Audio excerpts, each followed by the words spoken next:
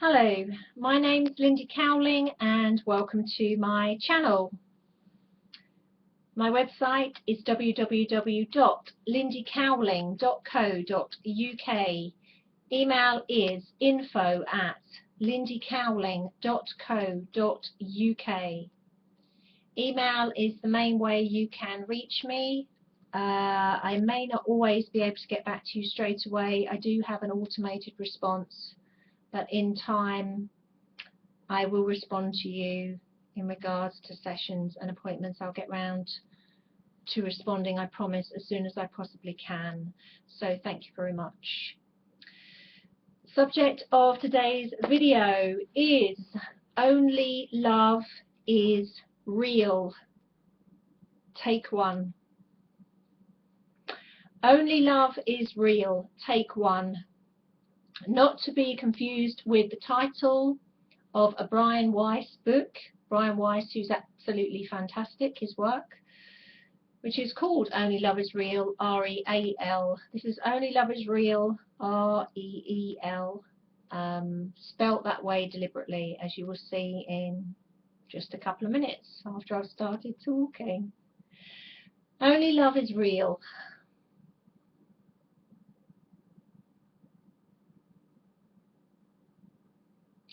When I say only love is real, I wonder how that makes you feel. Is this going to be a rhyme? We'll see in time. It's not going to be a rhyme at all, and I didn't plan that. I just thought it was funny. Only love is real. In all seriousness, how does that make you feel? I said this statement to somebody this morning who was immensely challenged by that statement and actually very panicked by that statement, because they felt it threatened their individuality, and they felt that meant that nothing else was within their control and nothing else was real, and that somehow it threatened the persona of who they thought they were. And this is really interesting because it's a pattern I've seen play out for the last couple of years across this planet. Because it's funny, when I say something like only love is real, to me that just makes my heart sing. That makes me feel full of joy. That makes me feel very happy, because I know that to be the truth. Not because I want that to be the truth, or I believe that's the truth, because I know that to be the truth. Because when I say only love is real, I'm talking about the unique essence, spiritual essence, the essence that you truly are, which is comprised of a sound, a vibration or a sound that corresponds to joy, and that corresponds to what we as humans, we can only articulate it to a certain degree, but what we recognize as amazing peace, amazing love, amazing joy. We have limited language to express it, really. But love, peace and joy, especially the love and the joy, make a similar sound. It's the same frequency, it's the same sound. So when I say only love is real, I mean that from a place of knowing that we have at our core of us, the heart of us, who we truly are, in essence, is love, is joy, is peace. We start as that, if you like a mist, like an essence. I always describe it like a mist, like an essence, and then we come into human form as an expression of that, as an expression of that consciousness, through expression through our personalities, through our life, through our dramas, through our choices, through whether we turn left or turn right, the decisions we make, the people we interact with. Some people get threatened by that because well, there seems to be two takes on it. Some people think that almost like love is a dirty word, and that it gives excuses for people to go into a massive amount of denial on everything.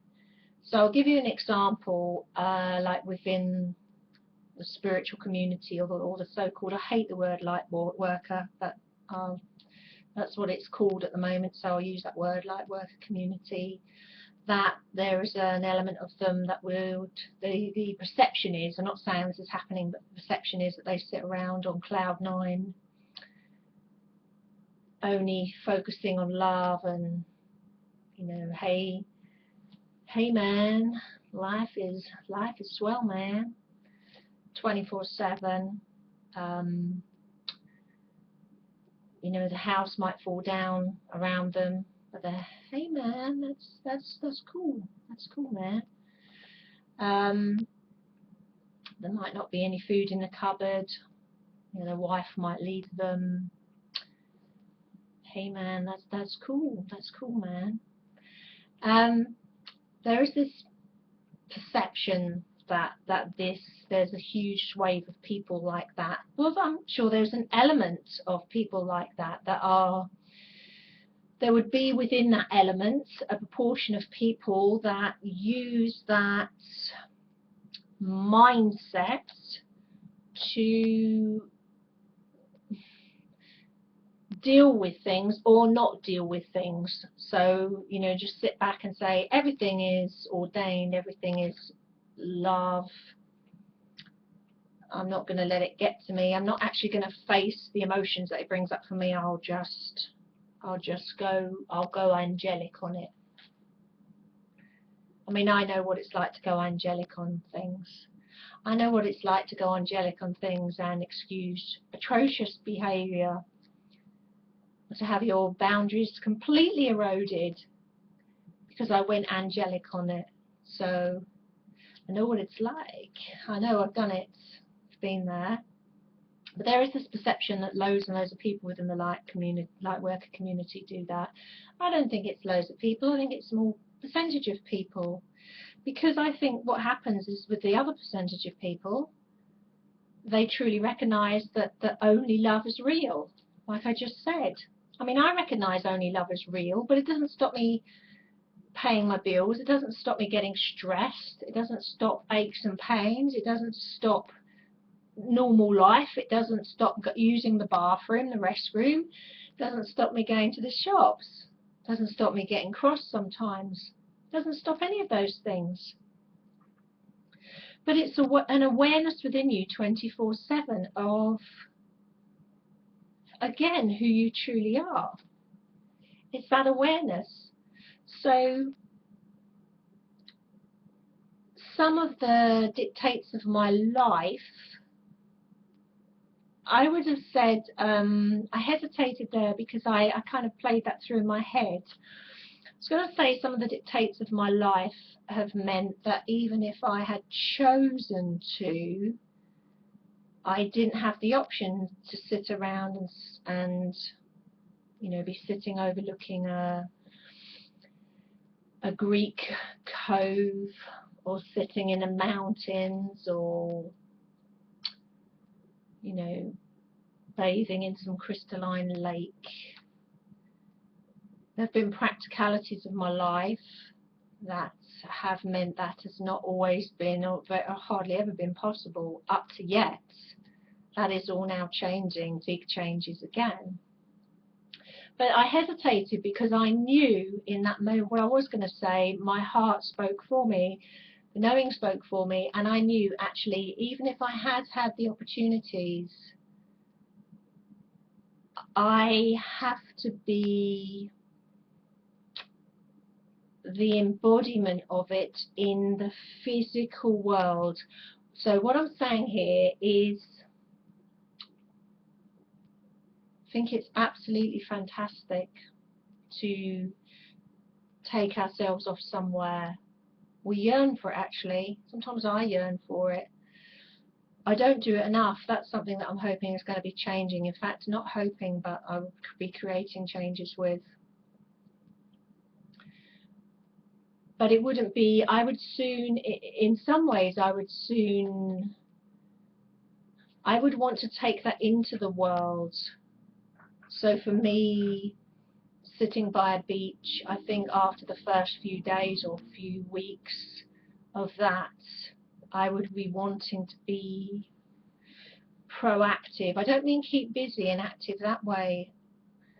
I mean the embodiment of it is different for everyone. For me, the embodiment is sharing, interacting, teaching, creating. That's who I truly am. So for me, I can access the mountains or the lake or the sea or the desert or the countryside or the trees or whatever. And actually I've had to do that, but I can do that regardless of what's going on around me. I've said this a few times before. I have to crawl through the minefield with the majority of people. I have to be down there on my hands and knees, covered in poop, and crawl through the other side of it like the majority of people. There's that realism to that. I'm not saying that there isn't a realism to that with people that don't have to do that, who are born in for a slightly different role. This is the beautiful, fantastic thing about this, is that it's, to me, it's like a giant puzzle, and everybody has a piece of this puzzle. So that puzzle wouldn't be complete without all the other pieces of it. So some people will have a certain corner of that puzzle, another people will have another part of the puzzle, I'll have another part of the puzzle, someone else will have another part of the puzzle. All over the world, we all are parts of that puzzle. Everybody is part of the puzzle, every single person. This is where the collective part of it comes in. So even the duality and the polarity and the different ends of the spectrum are all part and parcel of that puzzle, bringing that all together. And it's quite extraordinary, it's quite magical.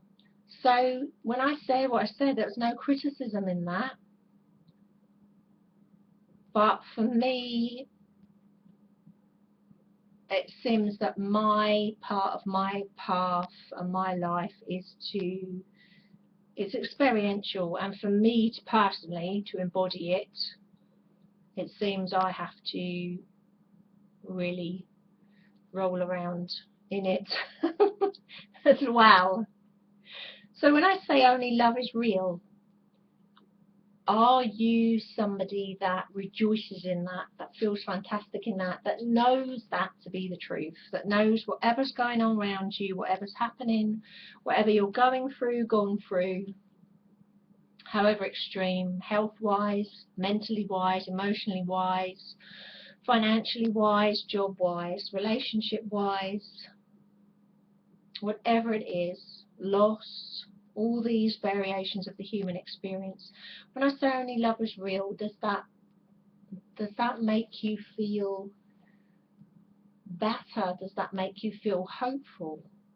Do you know that? Do you know that to be the truth? Or does that do the opposite? Does that trigger you? Does that trigger you like hell? Does that make you feel, well, that's just a crock. Only love's not real. See, only you can, in a sense, notice that, and only you can choose that. Like I said in the last video I did, really, what brings you more comfort? But also, it's interesting to note what it brings up for you. And when I called it, I deliberately called this video Only Love Is Real, spelt that way, R-E-E-L, take one. Because it's so much like being in a movie, our lives, the dramas, the ups and downs. Some of our lives you couldn't even make it up. You could not even make up the extremes that some of us go through or experience or witness in our lives. It is like a blockbuster movie, an extraordinary movie. And that's why I've called it this. But Only Love Is Real is an infinite movie. It's forever. This is what I was trying to explain to someone earlier on, and it was quite funny seeing their reaction to it, how they felt panicked because they felt that that was going to be a threat on their individuality, love being real. They felt that somehow that meant that their personality was less than, or they were less than, when in fact it's the opposite. I mean, you're infinite, you're greater than, more than everything, more than all the dramas and the things that play out in your life, and yet not separate from them, because you're the embodiment of it. So it's all these things, and you're in the center of all these things. In a way, you're the star of your own movie. Only parts of the movie is your unique expression of consciousness, experiencing things, but the love is the real bit in the movie. On that note, I will love you and leave you. I have about 10 different video ideas, but I don't know when I'll get on camera to do them. I'll see which seems most important, and maybe I'll wake up tomorrow and they don't seem actually the least bit important at all. And that moment will be gone, you know. I've gone for the most pressing, felt like the most pressing today. When I say the most pressing, it's the most pressing within me. I feel really driven, like, oh, I really want to say this, you know, I really want to talk about this. And so we'll see. Anyway, I will love you and leave you, and stay well, keep moving forward.